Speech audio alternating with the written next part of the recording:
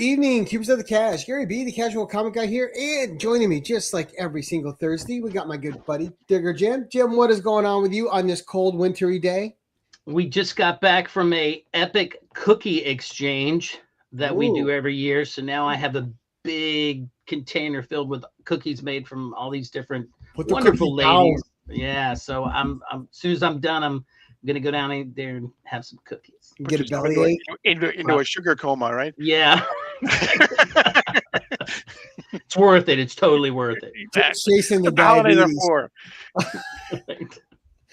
Oh, and of course, making his fourth appearance on the channel. And not only is he a community favorite, and there's a reason because he's just a damn good guy, but he's also one of the most knowledgeable people on YouTube, in my opinion. We have none other than Sector2815, Paul himself. Paul, how are you doing tonight, sir? I'm doing well. Thank you for having me, and thank you for the kind word. That is really nice. So appreciate you. Absolutely. Well, we don't get to hang out with you as often as we like, but it's always a pleasure to see you and have you. It's a pleasure being had. Oh no, wait, that's not right. We're starting out saucy already. Yeah. You know, let's blame DJ Links. It started out in his chat. They're talking about things. But Paul, before we get started, for those who are going to catch you for the first time tonight on the rewind, because it's going to be people that know you in the chat, but who are you? Where can they find you on the YouTubes and the IGs, and what is your channel about? I am Paul Cook, otherwise known as Sector2815. If you are a DC or especially a Green Lantern fan, that should hold some significance. In the Green Lantern mythos, in the lore, Earth is in Sector 2814. So when I was thinking up a name for my channel, just in case Sector 2814 was copyrighted somewhere, I said, let me go one over. And so I went to Sector 2815 instead and did that. It's because Earth keeps trying to get rid of them. But he just uses his way back in.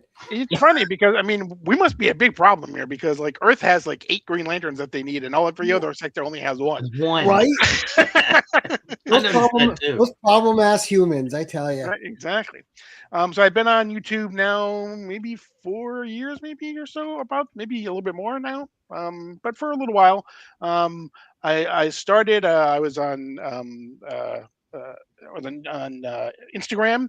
And for those of you who remember Superpower Review, Kevin Medina, he used to do a show on Saturday nights called What's That Comic Book? Where you would go on and you would bring like 4 or 5 comic books, and he'd just go around and you'd show the comic book, tell why you had it, you know, if there's any special meaning to you and everything. And he would do that every Saturday night. Hasn't done that in a while. He's mostly into gaming now, so he does a lot of gaming. But that's how I ended up getting on to YouTube. So I always tell everybody, you know, if you're tired of seeing me, you can blame Kevin Medina, because that's how I ended up on YouTube. And then he stopped his show, and I was thinking, okay, you know, what can I do? Because originally I started doing, like, I would do some news, I would do, you know, some stories or whatever, and I was like, I found that really wasn't my thing. And so then I ended up with, I thought of, okay, what can I do? Let me do like a comic book game show if I can do something. And I thought to myself, let me go back to what Kevin used to do, where people would just come on and they would bring books. But the catch is, what if you didn't know what book they brought? You had to guess it instead. Right. And so, you know, and so it was kind of 20 questions of comic books. Yeah. And so that's how Guess That Key came about. So double whammy to Kevin. Not only is he responsible for being here, but he's kind of in some ways responsible for Guess That Key as well.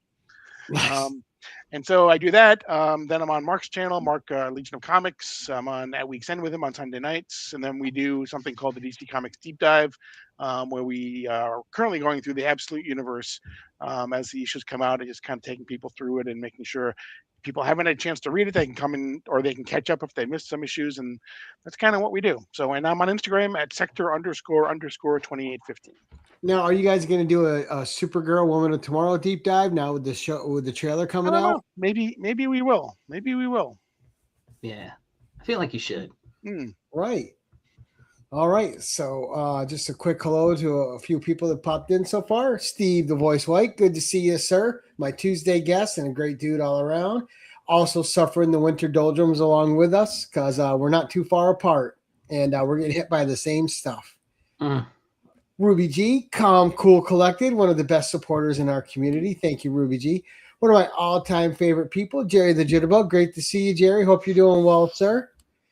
And Jerry is almost done collecting, so keep watching his channel. He has almost completed his Wiz Comics run. Wow. Really? Wow. That's crazy. 5 issues. He's only got a handful to go. Wow. Jim saying hello to everybody. We have Brad Wellbore. Great to see you, Brad. Hope you're doing well too, sir. We have Brother John. Man, the stuff Jim was saying about you backstage. I wouldn't even know you two are related. He knows that's not true. And as people are popping in, I will give them a quick tip of the hat as they're getting their notifications. But for now, it's all about Paul. Paul, start us out, man. What have you got? What have you got to start us with this evening? So I'm gonna go back to the Golden Age. This is the Flash. I can't even read the 128. This Flash number 128. This is the first appearance of Abracadabra. Abracadabra. I love Flash covers. Yeah, and the reason why I brought this is because obviously you know that the Flash kind of kicked off the Silver Age in Showcase number 4, Right. but much like Amazing Spider-Man, almost all of the Flash's first 30 issues are considered key comics because the Flash created what I think anyway is the best rogues gallery in all of comics. Oh yeah. With maybe Spider-Man and maybe Batman maybe behind a little bit, but the Flash did it first. And he created, it's just funny because they created basically all new villains for the Silver Age. And like I said, almost every single issue is considered a key comic just because of the fact that everything was new. And they were basically starting with a blank slate, and they just basically went from there. I love that purple background that pops. Yeah, it does. But I got to ask you, Paul, if you have the Holy Trinity over at DC, right? Superman, Batman, Wonder Woman, do you consider Aquaman, Flash, or Green Lantern the fourth, or someone completely different? I would say between Flash and Green Lantern for me, anyway. Yeah. Probably, right up there together would be the fourth. No Aqua love at all from Paul. No, I love Aquaman. You kidding me? I absolutely love Aquaman. But, unfortunately, he's dogged by the reason why I say Flash and Green Lantern is probably because from the Silver Age through current day, they've been pretty much for the most part published consecutively. Steady. Every single time. Aquaman had those times in the 70s where he disappeared for years and years, and then he would come back only in Adventure Comics, and then he disappeared, and then he would come back in World's Finest Comics, and then we'll actually get to why that happened a little bit later in one of the other books that I'm going to bring up. Nice. He just hasn't been. He's certainly of those. The Flash character predates Aquaman. So does Green Lantern, but they were different Green Lanterns and different. Right. Well, I always thought Flash was kind of the fourth because whenever you ask anyone about DC, they know the Holy Trinity, but Flash is the next character they know. Right. And I think part of it is because when you say Silver Age, you say Flash. Right. He is the Silver Age. Aquaman sucks. We got our troll here. Hey Jackson, how you doing tonight, sir? I don't know. He just has some of the best covers though. Yeah, he does. There's a couple of them that I would love to get for sure, and I'm probably gonna have to pay an arm and a leg to get them. But now the stories, I don't know. I picked up a Aquaman. Is this a team? No, not Aquaman. A Flash one where Wally West changes into his Kid Flash outfit. Exactly, because he originally was just wearing a smaller regular outlet. But the story's terrible. Right. Abracadabra first appearance is what Paul said. Yeah. Yep. And Abracadabra, for those who don't know, is basically just a man from the future who took future technology and brought it back. Right. So it kind of appeared as though it was magic. So that's how it became Abracadabra. But to your point, though, too, the Flash character also had, in his run, especially his early run, had a story that has just become the cornerstone of comic books in general. Right, the multiverse, right? The multiverse. Words, exactly. Flash number 123, the Flash of Two Worlds. That created Earth 2, and if we didn't have the Flash of Flash 123, we probably don't have Avengers Doomsday coming. Right. with a different, with a Right. different, with an alternate universe. Sure. Absolutely. Definitely iconic. All right, so great cover though. Like Jim, I love the purple. Mhm. Yeah. Yeah, absolutely. Okay, my next one is I'm a huge Star Wars fan. Disney has done lots of things right with Star Wars. They've also done lots of things wrong with Star Wars. Right. One of the things that I think is a unconscionable mistake is that they have not introduced Dr. Aphra to the live Right. action Star Wars. Oh, Yeah. but there's rumors now, and I love who they're thinking about choosing as her. Who's that? Ooh. Chloe Bennett Oh, really? from Oh, Agents really? of Shield. From Agents of Shield. Quake. Wait. Yeah. Yeah. Mm. That might be But I interesting. just think that's this character is one that to me has just screamed. I just keep waiting for when they're going to announce that she's going to appear somewhere on live action, and she just hasn't. And I'm like, I think you're basically falling asleep at the wheel. So, like, I don't know the Star Wars, this part of Star Wars. What is she exactly? She is considered basically an archaeologist. Okay. In Darth Vader's time. She does a lot of digging into the past and things like that. And so I got you. Little bit of Lara Croft, little bit of Yeah, Indy. Exactly. In space. In space. Exactly. So I don't know. Again, great character. Don't know why. She had her own comic book series for a while too. That kind of went by the wayside when they did. Yeah, exactly. A couple versions of it. Not being published right now, but definitely a character that I think is needs to show up in live action somewhere. I think. But I think maybe her not being published right now is purposeful because they might be revamping a new series around her coming out. So they might be setting that up. Mm-hmm.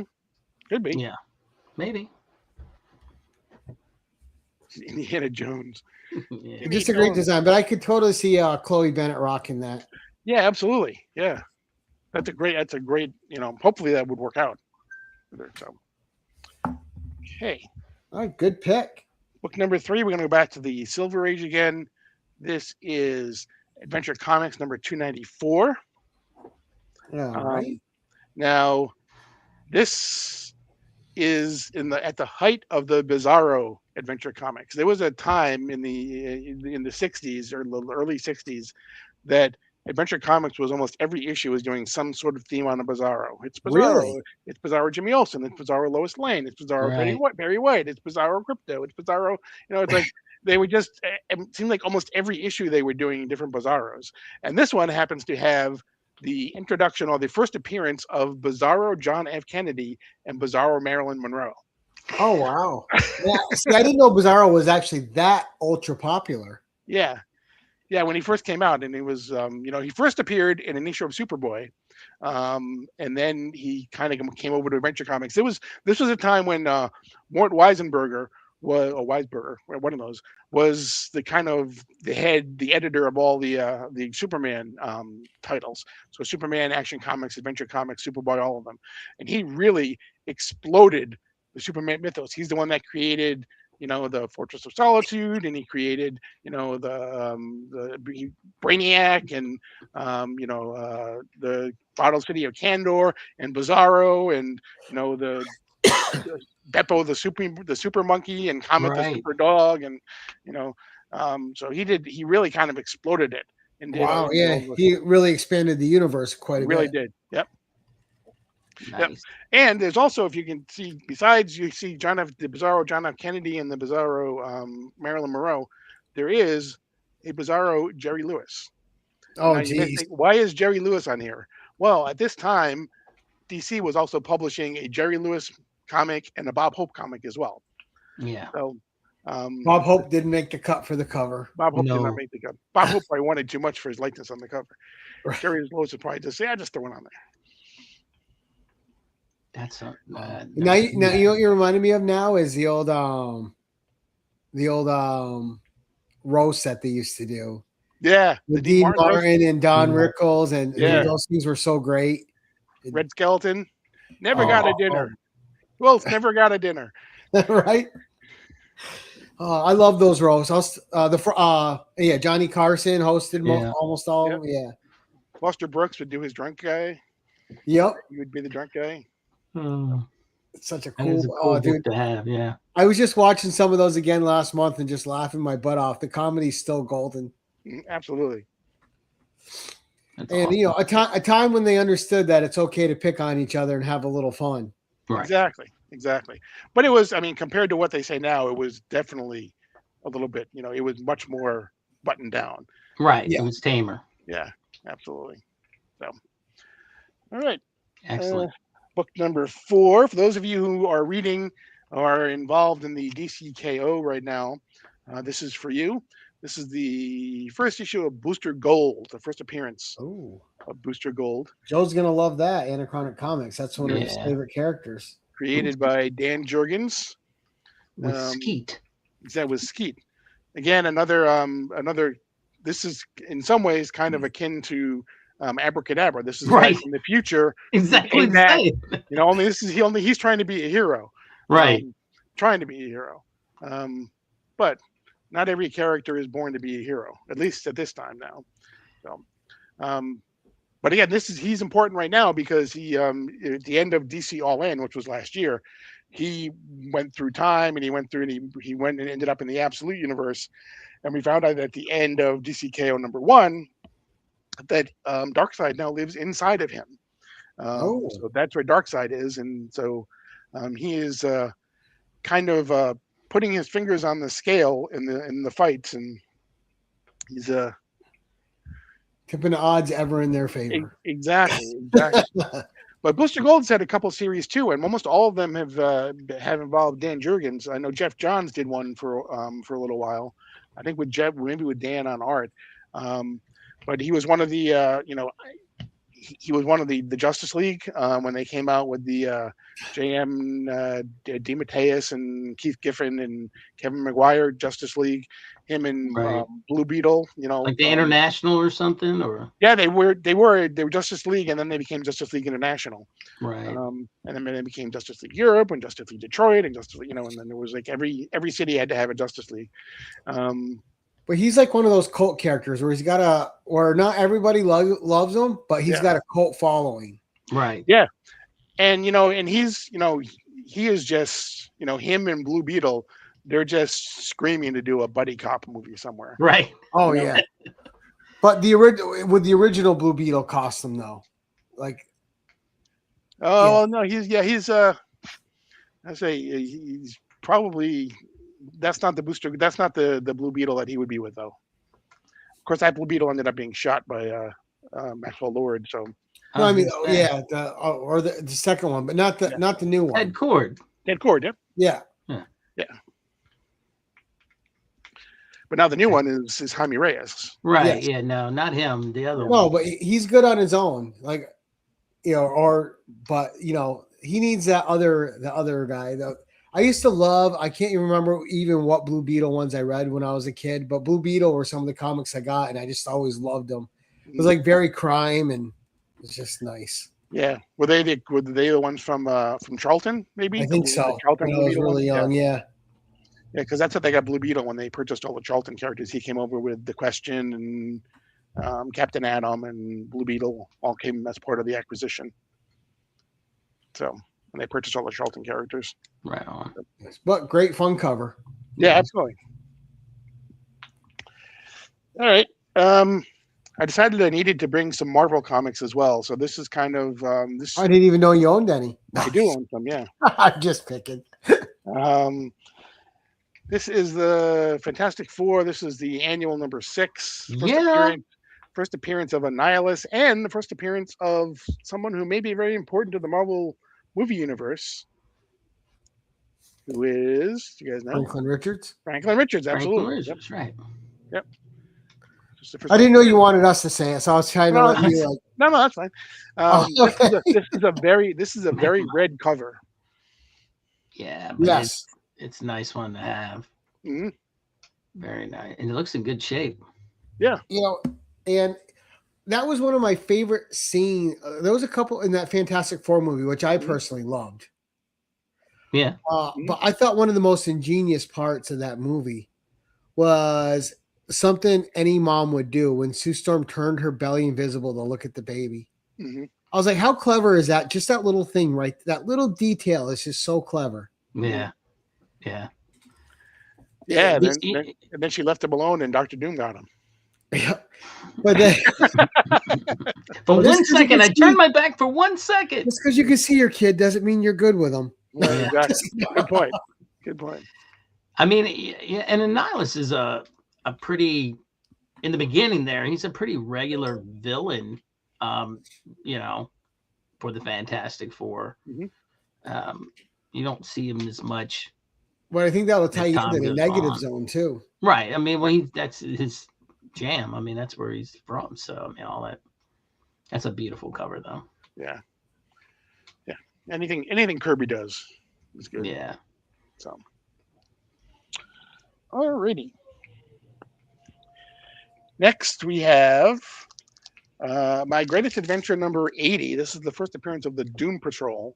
Oh. Or like I like to say, the first appearance of the X-Men. All right, John's about to have a coronary. Look at it right there, John. This is Taylor Winder's favorite book, I believe. I'm sure it's. I mean, John is huge Doom Patrol. Huge. I like Doom Patrol. But this is. I'm sorry. Did I say? I meant the. Doom Patrol. He likes Doom Patrol a lot. See, and I thought Taylor's favorite book was First Sandman.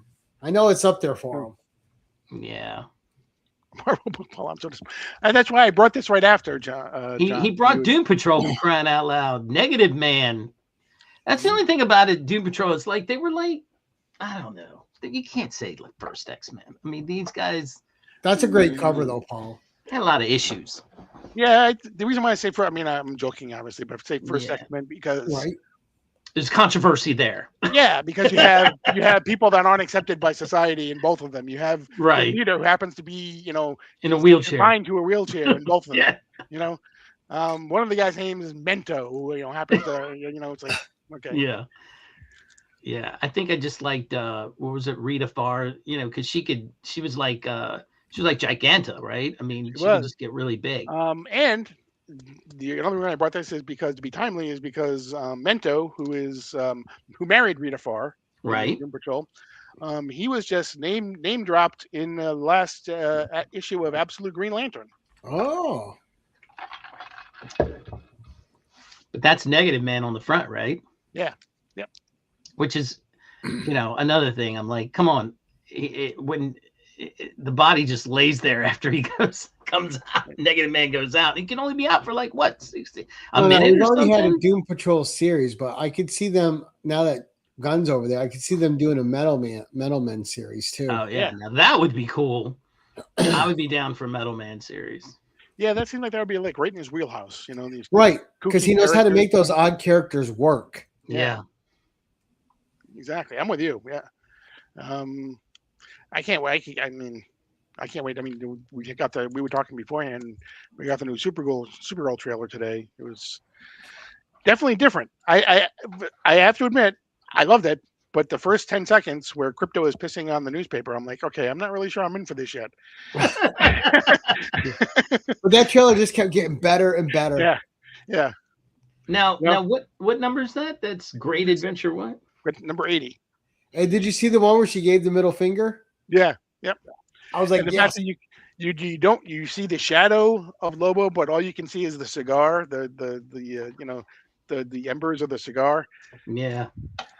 I think that's the movie I'm most excited for next year. The main man's coming. No, not Lobo, Supergirl. Well, yeah. Lobo, I can take or leave. That character's never tipped the scale for me in any way. I'm more excited for the Green Lantern. I'm curious more than anything. Not so much excited, but I'm curious to see how this Green Lantern plays out. The casting, I think, is excellent. Mm-hmm. So I hope they have a good story with it. Plus, we got to. I kind of feel like in the Supergirl movie, we're going to see a little Peacemaker because they're going to have to address that other world, I think, at some point. Like maybe at the end Unless it's first appearance of the super finger. Yeah. Exactly. Awesome book, Paul. Yeah. And that presents amazing. Yeah, it really does for a 4. That presents way above a 4. Okay. The next is Superboy Spectacular #1. Okay. Tim's like, I stand up for this. No, I love it. Hey, I'm a big Legion of Superheroes fan. Superboy Right. and the Legion of Superheroes, the whole nine. So, but I've never seen that cover before. Yep. I'm a big fan of not only obviously comic books and comic book, but also comic book history and things that like I brought to you, like Guess That Key, like the first time the DC Bullet appeared on a particular title. Okay. You know, if that made it a key. This comic book right here, Superboy Spectacular, was the first DC comic book that was not sent to newsstands. It went direct only. Oh, first direct edition. Really? Huh? First direct. It went direct only. It was not. It also was sold through Random House. Through, you know how when we were younger, they would come in, they would do like those book fairs or whatever, and Right. you'd have to every month or every quarter you'd like fill out your form, and you'd have to get the money from your parents. I used to bring them home from school all the time. Yeah. And when those boxes came in, I mean, it was like into your classroom. It was like, oh my God, Marcus, my books are here. So they were sold through there as well. But they were not sold in like CVS Pharmacy, any drugstores, or anything like that. It was just to direct comic book stores. Only. So where'd you get that one? Well, now you can get them from anybody who happen to get them from a direct. I thought you were going to say a story about this is my copy that I got. In there. I was too young to understand what those were. So. Yeah, that's right. Got mine book fair. See that? Braga is at a book fair. There you go. So yeah, so this is a little piece of DC history. And that's nice and clean. Look at that sucker. Yeah. Yep. Secrets revealed. Now, how are the stories in it, Paul? They're pretty good. I mean, they're pretty standard. I mean, this was, Superboy at this time. It was aimed at probably 13, 14-year-olds, as most comic books were at this time. They were. Kurt Schaffenberger was doing most of the art. It was the same time that the Adventures, right after this, they came up with the Adventures of Superboy, his new series. And Kurt Schaffenberger, who did a lot of Captain Marvel stories, for Fawcett, he was doing the art for the Superboy stories as well. So nice. Yeah. And I like the orange on that. Yeah. Yep. Like I said, it's got a little story behind it too. So. I'm also a fan of covers that have frames. So like that, the frame there, and then if the art breaks the frame, I like it even more. Oh yeah. Yeah, so this was when Superboy. So if you follow Superboy started originally in Adventure Comics. Right. Then he graduated to his own series, which went on for a while. And then they introduced this group called the Legion of Superheroes into Adventure Comics. And so he was in Adventure Comics as well with Superboy, and then he graduated from his Superboy series to Adventure Comics. And Superboy and the Legion of Superheroes. There was Superboy and Legion of Superheroes, and then became this Legion of Superheroes. So for a while, Superboy didn't have a book at all. Right. So then they came back with this, and then after this, they did the new Adventures of Superboy. Nice. Were you a fan of the TV show too? Absolutely. Yep. Mostly the second, third, and fourth series. The first season was not very good. Right. With John James Newton, but once Gerard Christopher took over. Which I actually got a picture of him with me at a convention not too long ago, a couple of years ago. That was here in Orlando, of Gerard Christopher and myself. And it's funny you said that too, right? Because I feel the same way about Agents of S.H.I.E.L.D. The first season was good. I didn't find it great. Oh my God. But every other season, I just thought it kept getting better and better and better. Right. Well, they filmed the Superboy. They filmed the first season at what was then Disney MGM Studios. Right. Okay. And they didn't really have studios. So everything that they did, like you would see this car that was just kind of like in the middle of nowhere on this road. And it's like, and I know, okay, you know what, that's just one of the roads leading into Disney World. They just closed off for a little while, right. and filmed it. When then the second, third, and fourth, they moved the taping to Universal Studios in Florida, and they had actual working studios. And so, you had actual real sets and everything. And so it was just much better done, I think. And I think that Gerard Christopher was just a better Superboy. He played kind of a bumbling Clark Kent, but he was also, a very, he wasn't easily fooled. He was just kind of bumbling. Whereas John James Newton refused to play a bumbling Clark Kent. He refused when they cast him. Right. And I know, I mean, I get that people want him to like some people want the goofy Clark Kent, but I don't think it's necessary. Right. But you can be bumbling without being goofy if there's Right. something as well. Right. You know? You could be like a little like nerdy, chaotic. Yeah, exactly. Yeah, you know, like but you don't have to be a fool. yeah, exactly. You know, you can, you know, I'm constantly bumping into things. You know, it's like I don't think What's I'm up, an idiot, Mark? but hey, Mark. So yeah, so I was very happy when he came here. It was a very small convention, but yeah, I got my picture taken with him, so I'm real happy to have that. So Nice. okay, so now I would ask you, what is the hottest comic book title on the planet right now? Probably Absolute Batman. It is. This is Absolute Batman. This is the San Diego Comic-Con foil ash can. Ooh, There were only foily. 500 made of these. Nice. They did 2 ash cans. The first one was the smaller book, Right. the typical ash can. Right. And then San Diego Comic-Con, they put these out that were foil. And these, again, they only printed 500. So, but yeah, I mean, Absolute Batman is just bonkers right now. crushing. Yeah, I mean, the just the issue 15 that just came out with the Absolute Joker just shipped like 300,000. Which is crazy because I don't even like that design of the Joker.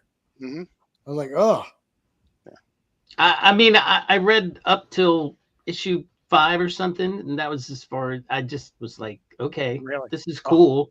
And I just didn't want to, you know what it was? I didn't want, and it was the same with Superman and Wonder Woman. I said, man, I just couldn't go down the rabbit hole.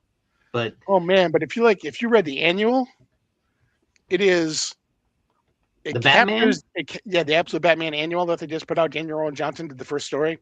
Yeah, he wrote it and drew it. He does a story that totally plays into everything that you've seen in the first 12 or 13 issues, however many had been published before that. But he also, in the very last page or page and a half, he does a twist on it that is like, okay, you know what? There's more going on with this Batman than you know. Right. You know, and you actually really kind of feel for Batman at the end of the first story in the annual. So I'll have to see if my LCS has it. Maybe I'll pick that up because annuals are usually like one shots. Exactly. Well, I think that whole universe, for the most part, has been doing great because, I mean, people love Absolute Batman. That's been doing bonkers. The writing, you hear all just great things about it. Superman, Martian Manhunter, I hear incredible things about. Obviously, you must not have been talking to Mark. I've heard a lot of people that love Absolute Martian Manhunter. Yeah, I couldn't get behind the art on that one either, Gary. Yeah, the only one I've heard a little bit of poo-pooing on so far is Flash and Green Lantern. Oh no, I mean, to me, and Wonder Woman, I love Absolute Wonder Woman, but I love Kelly Thompson as a writer too. Yeah, I think for me, Absolute Green Lantern is probably number 1 for me. Yeah. People are called trolls. Yeah, I was a Green Lantern fan, so right. But then Batman, Superman, Wonder Woman, it got kind of like, depending on which one I just read, that's the one I like the best out of those 3. Gotcha. Pretty much, because they're all pretty much doing really well. And then Flash, they're diving in more and more into the Rose Gallery and everything, and so and I do like Martian Manhunter more than Mark does. But yeah, it definitely takes. It's an acquired taste. Yeah. Right. But I mean, it's weird, because everyone's comic shop, the crowd's different, right? So, right. And issue 7 comes out, I think later this month. I think it took a break after issue 6. Issue 7 for Martian Manhunter comes out. And Jim, if you're really looking for the annual, and they don't have any because a lot of them are sold out, second printing comes out in January. So just ask your LCS to. All right, I'll check it out. Maybe I'll get it. Right, and that thing flew off the shelves like day one. That annual. Yep. Did it? Yeah. Well, you had Daniel Rowan Johnson and James Herron were the 2 writers and artists on it. 2 of the hottest. And there was artists. a false controversy around it too. But. Yeah, exactly. Yeah. Well, it's got to be good if it's gotten a second printing. They don't usually do those, do they? Not for annuals. No. This Absolute Batman is going to have its 10th printing. Issue number 1 is Right. going to have its 10th printing in January. Well, that's Yep. insane. I saw Now that you- announcement. Yeah. It's getting up there in the Killing G.I. Joke Joe territory. Transformers over at the other one, the Energon universe. Right. They're going crazy with printings over there too. Oh yeah, absolutely. All right. Nice, great cover. Thank you. So yeah, just that's not one you want to drop though, Paul. Yeah, exactly. Yeah, no. All right. This is Green Lantern number 109. I have this for a couple reasons. This is the only PSA slab that I have in my collection. And I have to tell you, this thing is, I don't know if you've ever held a PSA slab. This thing could do some damage. This thing is heavy. I said the same thing, Paul, and I got ridiculed by Mark. He's like, whoa. I'm just saying, that's exactly the same thing I said. I bought a PSA slab at Baltimore Comic-Con because I want to have one in my collection. Again? These things, I mean, I swear in Florida, if you're carrying one of these, you got to register if you're carrying a PSA slab. I've never had one. I do not like the way the top looks. So that's ugly as hell. the whole label and everything is not great. Pretty bad. Like if they spend that much money making a hardy slab, why would you waste so little time designing a label? I mean, I get they're trying to make it so that it kind of mirrors the card, label and everything. They're trying to keep their brand and everything, but it is just god awful. I'm just saying it's solid. It is solid. There you go. We're collecting in self-defense. Exactly. Yeah. Now, what is that? What's That's up, like Paul? Batman. We'll take you late, better than never. Big supporter of the channel, Paul. Thank you, sir. Green Lantern, Green Arrow. This is number 109. This was okay. So this is the story that goes with the Aquaman not having a series. Okay.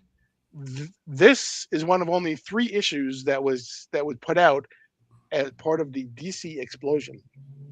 I don't know if you guys know what the DC explosion was. It was followed very quickly by the DC implosion. Oh yeah, because one of my favorite books was a victim of the implosion, and that was the original Starfire series. I would say Claw was supposed to come out as part of it too, and so that didn't come out.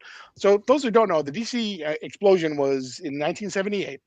DC was trying to make moves to claw back some of the market share that Marvel had clawed away from them. And so what they did was they went on this publishing blitz where they were going to increase the number of titles that they were printing. They were going to increase the number of pages that were in the books, and they were going to increase the price by a little bit as well. Try to claw back the margin and also kind of make a little bit more money. So in some of the books that were already established, they added like a backup series. So Green Lantern, Green Arrow obviously added in the original Green Lantern as a backup story. Right. But about before even some of the backup stories, before some of the titles could even be printed, the DC implosion occurred, which basically saw DC cut its printing by 40%. So they canceled a lot of titles. A lot of the titles that had that artwork had already been done for were ended up running in other titles. As part of the DC explosion, the DC implosion, DC almost canceled Detective Comics. What? But they didn't. What they did was, if you notice, about the same time the DC implosion happened, it became Detective Comics starring the Batman family. Oh yeah, that's what true. They did was they rolled Detective Comics. They kept the name, and the numbering, but they rolled it into the Batman family, which was another title that they had. Right. At the time. Aquaman was supposed to get his series back as part of the DC explosion. That never happened because of the DC implosion. Now, there's lots of reasons as to why that happened. There was inflation. The DC says that there were 2 huge blizzards that happened in 77 and 78 that impacted, books being able to get to shelves and things like that. But this is also my second favorite part of the Green Lantern stories. Right? Neil Adams and Denny O'Neil is my favorite. That when they did their stories, right? But a close second is Denny O'Neil and Mike Grell, who did these when the Green Lantern, Green Arrow series returned. They did a lot of that stuff. So and I just you can't go wrong with Mike Grell. So, Right. And a cool dude. Right. Exactly. And so you will Mike Grell, Star Slayer was supposed to be a DC Comics. Star Slayer, Was supposed to absolutely. be a DC Comics issue. It ended up over a Valiant or something. I don't even remember. Yeah. Right somewhere. But who is that? Who is that villain? It was a character that was just created. It was created the issue before, and he was only around one issue later, and then he disappeared. Never to be seen again. Necklon, I think his name was. He kind of looked Batman-y. That's why I was saying. He does. Oh, Batman was on the cover. I was like, what the heck? Oh man, that would be a great DC key. A great guess that key episode for you, where you just do like one-shot characters. Yeah. Yep. You saw him once and never again. Yep. There you go. Yeah. Thank you. Yep. And then what DC did was like All-Star Comics was being printed. They canceled that. What they ended up doing, but they already had 2 issues already done when they canceled it. So they moved those stories into Adventure Comics instead. When Adventure Comics became $1 Adventure Comics, and it had Flash, it had Justice Society, it had Deadman, it had all these different things. So they moved what was supposed to be in the 2 issues that were canceled. They moved those stories into something else. They moved some stories into World's Finest. They moved other stories into some backups later on, and they printed the majority of the things that never actually made it or saw a print. DC Comics, just to hold on to the license, and I say printed, they had basically some assistants just kind of photograph or photocopy some books, and they made about 45 copies of something called Canceled Comic Cavalcade. And it was basically, there was just 2 issues, and they were all photocopies of the stuff that was done, and they were just given out to people in the DC office and everything. And you can still find them occasionally on eBay, and they go for, if you can get both issues, they go for like $4,000, if not more, probably. Oh, I'm sure, because that's low print run. Yeah. But yeah, I did want to have a Green Lantern. I mean, I did want to have a PSA. And I thought to myself, if I'm going to get one, let me get a Green Lantern one. Right. It's got a Mike Grell cover, and it's got Alan Scott on the cover too, so it kind of ticks a lot of boxes for me as well. So you just like to have a sampling of all the different types of slabs, right? Right. Exactly. And I have. Do you have a Halo slab from Australia yet? I do not. Oh, okay. But I keep this by my bed in case I'm ever attacked at night. Right. He's not kidding, Gary. Those things they weigh a ton. I just couldn't get over how sturdy it was. Well, that's what I think about the CBC magazine slabs, man. Those things are solid as hell. Right. These are these things inside aren't going anywhere. These things aren't going to move like you do in CGC. So. Okay. The next one I have, this I actually got from Rob's Fat Stacks. Nice. It was my very first 9.9. It's the Last Ronin. You mentioned Peach Momoko before. This is a Peach Momoko cover. This is the Last Ronin #1 Peach Momoko cover. It's a 9.9, and it is signed and a remark by Kevin Eastman. With apparently, and I didn't know this because I wasn't really a huge TMNT fan, but apparently Kevin Eastman doesn't do a lot of Shredder remark sketches. He does mostly turtles.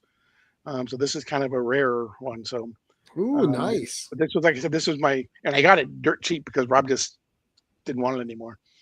Yeah, see, and that's not a bad Peach Momoko cover. Mm-hmm. I mean, it fits the motif of her style. Mm-hmm. Yeah, I think her style fits her so well. That cover she did for Bug Wars, amazing. It's just some stuff she's done. I'm like, Splinter. Yeah. Splinter, not Shredder. I was going to say that's not right. I couldn't think of the name. Yeah. Splinter. Yeah, there you go. You can tell how much I'm a TMNT fan. Yeah, but a 9.9, I don't have a 9.9. Now, how many 9.9s do you have in your collection, Paul? Now I think I have 3. I got 1. Two of them I got from bless his soul, Nelson at Big Time Collectibles. He did those foils, those Superman foils. Right. The Superman emblems. And if he got into 9.9, he would just randomly, send them out to whoever happened to order them. And if it was really purely by luck. And I ended up with 2 9.9s and he ended up sending me. So, because he would you could purchase a 9.8 and you can't get a 9.8. But if they Right. sent him 9.9s, he would send those out as well. And like I said, I mean, Nelson he's just a Right. That's cool of him to he's a do. gift. Nelson is just a gift to the comic community. So Right. He's a businessman also, man. He knows how to market it. I mean, people talk it up. Yep. And I got mine through a regular submission. I didn't even get it pressed. Oh wow. That's crazy. That's lucky. Yeah. So that's a magazine size, right? Because this was a little bit of a bigger book. Right. Yeah.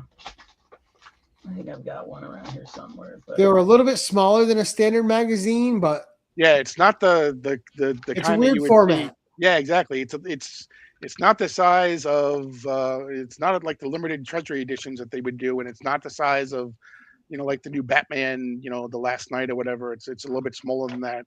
But yeah, it's a little bit bigger than your average floppy. Now, did you read that story at all, Paul, or no? I started it, and then once it was like a year and a half late, I just fell away from it, and I never. Right. And I think that's the bane of some indie companies. I think when you don't get your book out quick enough. Yeah. I mean, your audience is gonna not come back. Momentum is a thing. It's a real thing, and when you lose it, it's very tough to get it back. I'd say a little bit. I'd say a little bit bigger than your old your first Golden Age books. Yeah. Yeah. Like I said, it is a very awkward size. It is. Yep. Like it makes you wonder how they came up with that size.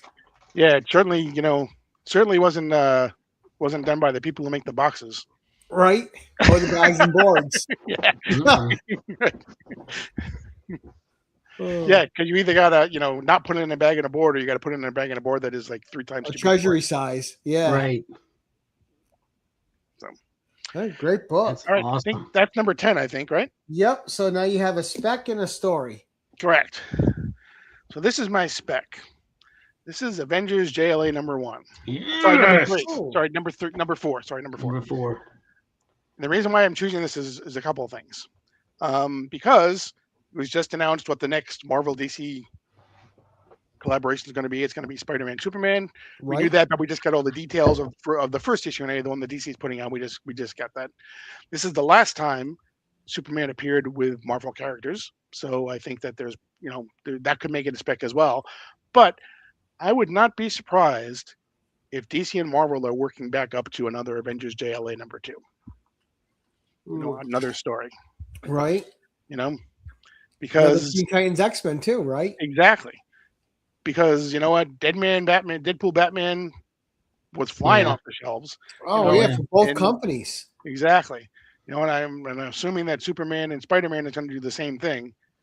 And they can charge $8 a book, like they've been doing with them. So I would not be surprised if we get a second Avengers JLA 2 somewhere down the road. That's why I'm picking at it.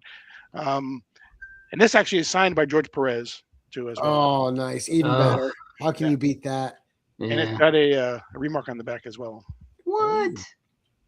Paul's like such a casual show off, Yeah. He just brings out like these big things and here it is. Nice book, Paul. Very great signature, great everything. That's awesome. It's a beautiful Perez cover. Now I wonder if and the thing is, like the issue number 3, which had all of the DC and all of the DC Justice League members on it, or from time past, all the Avengers on it, probably took him like a year and a half to draw. It's a lot on there though. That probably is. That's my favorite cover just because of who's on it. But this is the most dynamic cover of the 4. I guarantee you it's the most expensive one. Yeah. If you went and tried to buy that by itself, you're gonna pay more. I guarantee you. Yeah. It's just because people want it. It's so iconic. I mean, come on, man. Superman holding Thor's hammer and Cap's shield, absolutely. Cap's shield. Jeez, come on. George Perez is my favorite artist. If you didn't know. Yeah. Yeah, absolutely. And not only that, the lightning's perfect on that issue too. The way it's coming off the hammer. Yeah. Yeah. And a remark on the back, like, oy. Yeah, you just killed Jim over there. Yeah, that's a great book. Great book. Okay, and then my last one, which is a story, is I have always, since I started collecting comic books, I have always wanted a More Fun Comics issue in my collection. And I finally was able to get one not too long ago. This is More Fun Comics number 75. Wow. This has the third appearance of Aquaman, Green Arrow, and Speedy. Wow. But I'm a huge in the Silver Age. I'm a huge Dr. Fate fan as well. So and the Spectre's in it as well. The Spectre appears in the corner up here. What So year is packed that? book. 1942. Wow. No, were they in separate stories together or all one story together? This is an anthology. They all have their own separate stories. Right. So, but this is the only More Fun Comics that I own because they're not easy. You don't see them up for sale too often. For one thing. Right. I've never seen that cover. I mean, that's crazy. Wow. And it looks clean. Right. I mean, I'm sure for 1942, it's definitely got some wear. Yeah. But the cover itself looks clean. Did you send it to get graded or buy it graded, Paul? I bought it graded, and it was a good deal because I mean, anytime you can get a Golden Age book in pretty much like a 4 or above, you're doing pretty well. Exactly. Well, I was thinking 3 or above. Yeah, exactly. You know, this. Sometimes this you're happy when you get a 1.5 to 2.5. Exactly. Man, amazing. So, that's a beautiful book. Yep. I love it. Wow. So, what an ender. Yeah. Yeah, good stuff, Paul. Holy cow, man. That was great. Thank you. I just love too I love all the history you bring with your books. That makes it so much fun. Thank you. I mean, I'm a huge history fan, and so put history and comic books together, and it's like I'm all over. You're there. You couldn't sleep the rest of the night. It's so beautiful. It wasn't because he was just peeking in your window either. Yeah. You know what? Oh, wow. Put this next to your bed. You'll sleep tight. No one's gonna get to you. No, right? I'm telling you. I think I'm gonna get one for my brother for Christmas and say, "Here, now you protect your house with this." Right. Well, if you get him one of those with the DC, he's just going to be sleeping with it. Yeah. His wife will be out in the cold. Might crush his sternum overnight. Oh, great stuff, man! Great stuff. Thank you. Thank you for having me on again. I appreciate it. Oh, my pleasure, man. We'll definitely do it again too. But we're gonna do like we always do near the end of the show. Jim, what's coming up for you, sir? Well, I think tomorrow I'm going to be working on putting together my end of the year review on what did I pick up. I tried to do here's a set of books that I want to get. How many of them did I get? How many of them didn't I get? Because I didn't get them all. And even though the year's not over with, I don't see myself getting them. But yeah, I want to show what I did pick up out of that. I think it's like maybe 10 of them, or I can't remember. I had modest goals. There's one I didn't get this year. Well, the big one, I mean, shot it from the rooftops. That was my big purchase, and that's what I wanted the most. And so I was able to get that, and that was my biggest thing. But the other ones were nice that I wanted to get as well. Some of them, just weren't. It just was a timing thing. So, well, nice. Well, coming up for me next week on Tuesday, we have Will on WVogs doing 1011. Nice. He's going to have some Christmas and holiday covers in there. And then Jim and I are going to be on Friday instead of Thursday because we got two of my favorite people coming on. All right. So we're going to have the boys from Keep On Collecting on next Friday. And nice. They usually come on once a year and do a toy show on the channel. And they're doing their favorite Christmas presents. They got their toy presents. So we're going to do that next Friday. It's going to be a blast. And we're doing it on Friday because they're in Australia. So when you and I are doing it at 6:30 at night, it'll be 10:30 in the morning for them. And neither one of them work Saturday. So we also had to do it on a Friday night for them. Right. Because it's Saturday for them when we're doing it. Right. So, Paul, we always end with our guests. What's coming up for you, sir? This Sunday night I'll be on Mark's channel with That Week's End as normal, 8:30. We have coming up, not this week, probably 2 weeks from Sunday, we'll also be doing our year end. And Mark has a huge, the greatest comic story ever told. giveaway coming up in his Legion loot. So it's kind of Kingdom Come themed.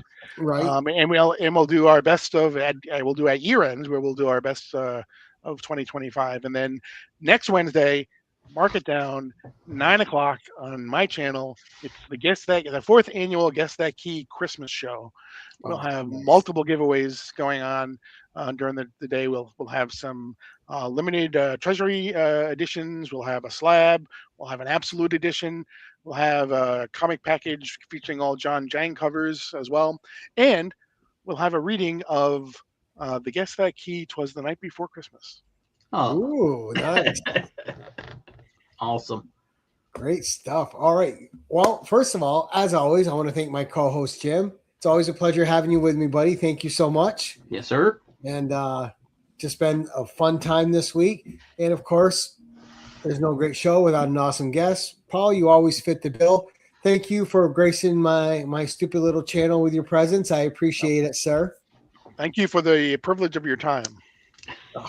It's no privilege at all. It's always good hanging out with good people. That's right. And of course, to the live audience that was with us tonight, thank you guys so much for all of you that joined us. And for those of you catching us on the rewind, please check out both of these gentlemen's links in the descriptions below. And as we like to end these things, we're going to say thank you so much for watching and keep it casual.